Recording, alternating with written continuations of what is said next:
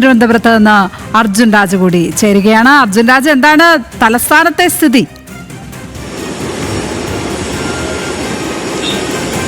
ലക്ഷ്മി, സാധാരണക്കാർക്ക് വലിയ എന്തായാലും സഹായവും ഉപകാരവുമാകുന്ന തരത്തിലുള്ള പരിഷ്കാരമാണ് എന്ന് പറയേണ്ടി വരും. പ്രത്യേകിച്ച് ചില നിത്യോപയോഗ സാധനങ്ങൾക്കൊക്കെ വില കുറവ് ഉണ്ട്. സാധാരണ നമ്മൾ ഉപയോഗിക്കുന്ന ടൂത്ത് പേസ്റ്റ്, സോപ്പ് ഉൾപ്പെടെ ഒപ്പം പാക്ക് ചെയ്തിട്ടുള്ള സാധനങ്ങൾക്കൊക്കെ വില കുറവുണ്ട്. തിരുവനന്തപുരത്തെ ഒരു സൂപ്പർ മാർക്കറ്റിൽ നമ്മളുണ്ട്.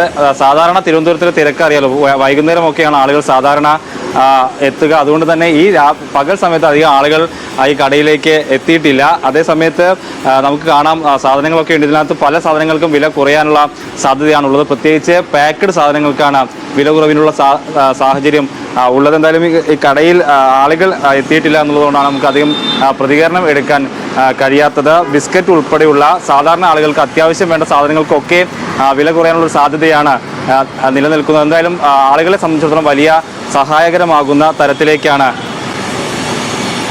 ഉള്ളത്.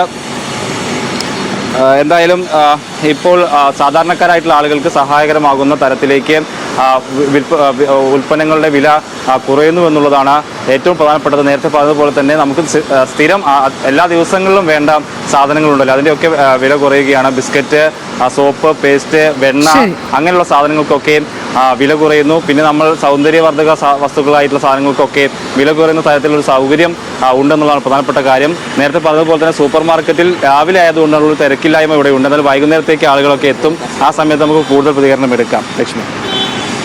അർജുൻ രാജാണ് തിരുവനന്തപുരത്ത് നിന്ന് വിവരങ്ങൾ പങ്കുവച്ചത്.